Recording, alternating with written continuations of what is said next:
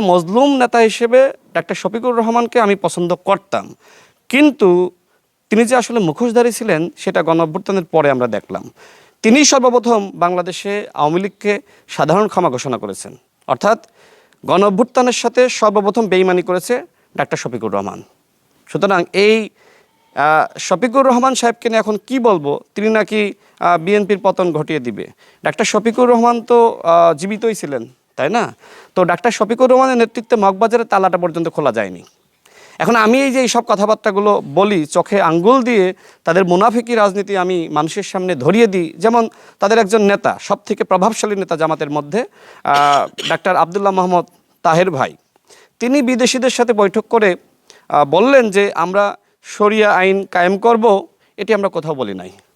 এমনকি তাদের নির্বাচনী ইশতেহারে কোথাও উল্লেখ করা নাই যে তারা ক্ষমতায় গেলে শরিয়া আইন কায়েম করবে।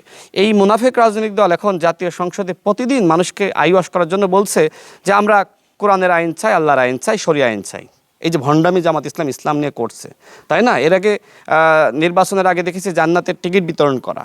মানে কি করে নাই, মানে ক্ষমতায় আসার জন্য জামাত এমন কোনো অন্যায়, অপরাধ বা অপকর্ম বা মিথ্যাচার, ভণ্ডামি, মুনাফিকি বাকি ছিল না যে তারা করে নাই। কিন্তু এদেশের জনগণ তারা বুঝতে পেরেছে যে এই দেশের যতটুকু পরিবর্তন সেটা শহীদ প্রেসিডেন্ট জিয়া রহমানের হাত ধরে, এবং পরবর্তীতে দেশনেত্রী বেগম খালেদা জিয়ার হাত ধরে, এবং বর্তমানে বাংলাদেশে যদি পরিবর্তন হয় সেইটা হবে বর্তমান প্রধানমন্ত্রী জনাব তারেক রহমানের নেতৃত্বে।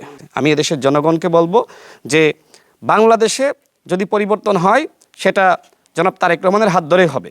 নাহিদ ইসলাম তিনি আসলে গণঅভ্যুত্থান পর্যন্ত তিনি সঠিক পথেই ছিলেন, কিন্তু যে সময় জামাতের ফাঁদে পা দিয়েছেন তিনি আসলে বিপদগামী হয়েছেন।